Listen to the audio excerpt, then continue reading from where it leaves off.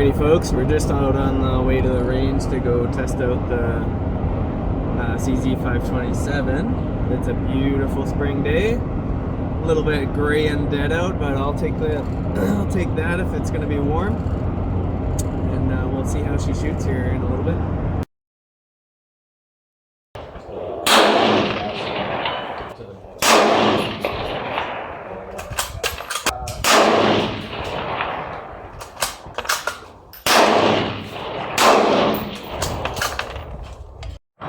Alright, we're going to take some shots at 500 as did earlier.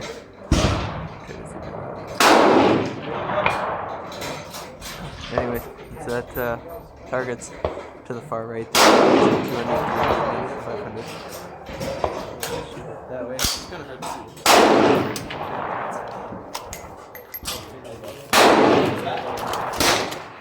That's it.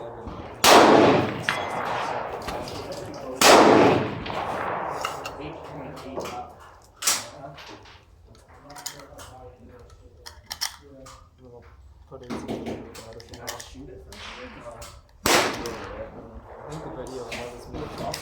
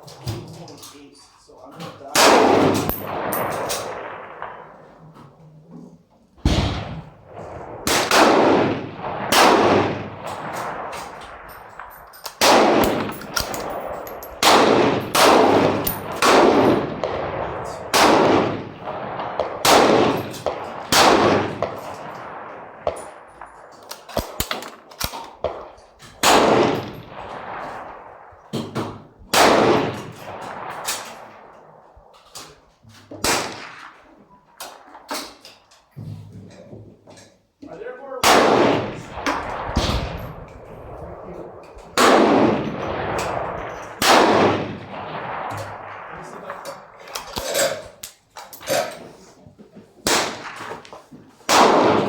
Hopefully everyone else shooting, you could hear a couple hits there. So you can shoot 160 by 39 up 500 meters. Very too much issue. They don't even have to elevate my sights all that much. Is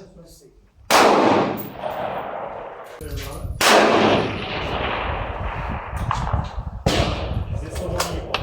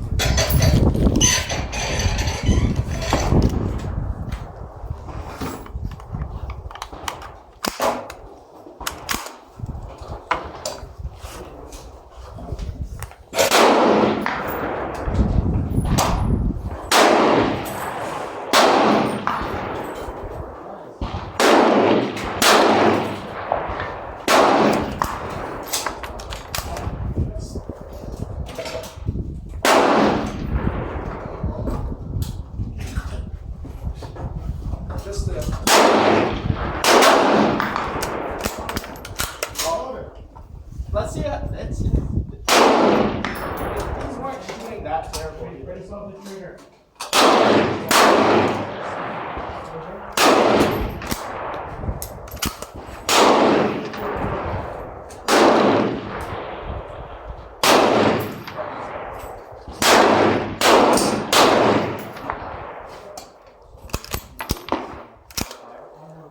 Yeah, 500.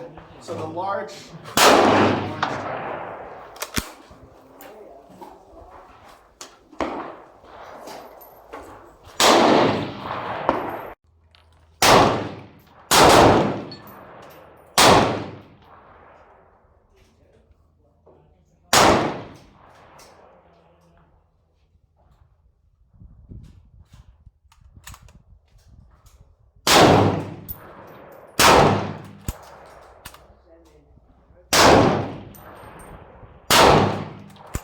Just high and like just high and left of the target.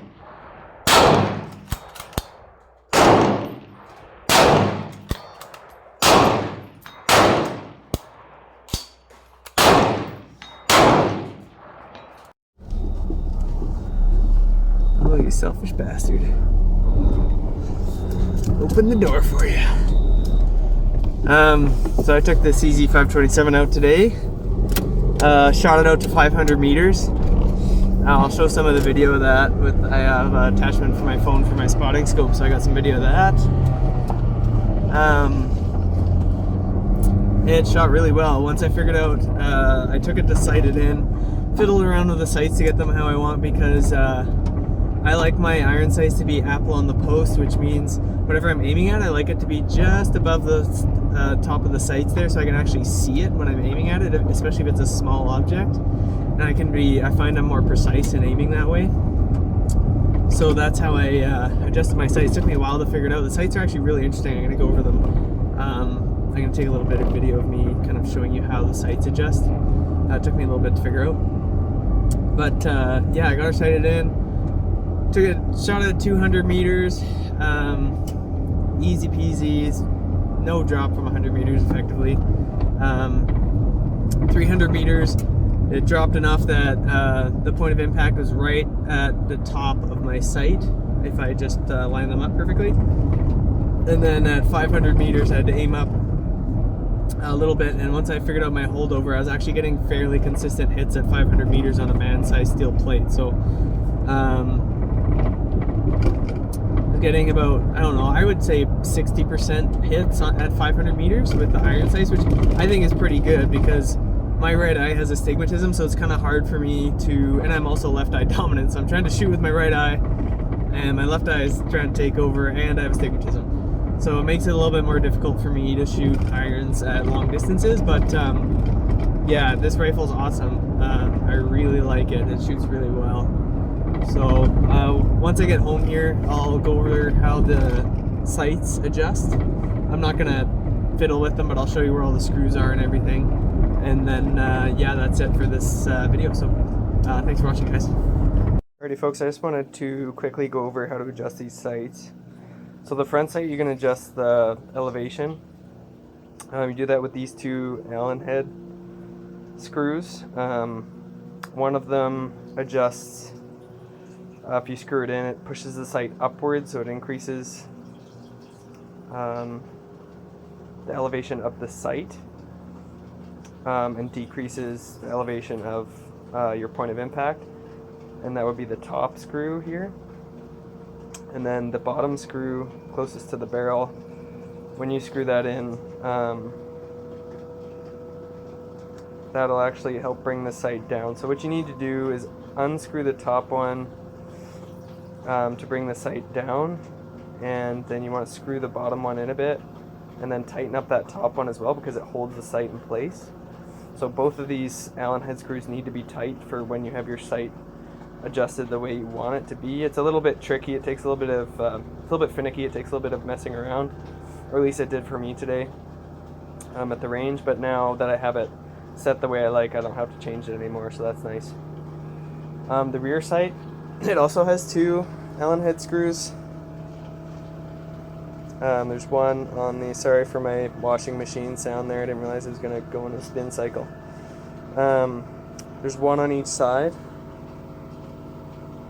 So what you want to do is fiddle around with those. You got to loosen them both up, move the sight to where you want it, and then slowly tighten them both up, because when you screw, say I'm tightening this Allen head on the right side here, it'll actually pull the sight to the right as well when you're tightening it. So you need to kind of tighten them both up, and that's a little bit finicky too, but it's kind of it is a good system in the sense that it holds the sight really well once you've got it set.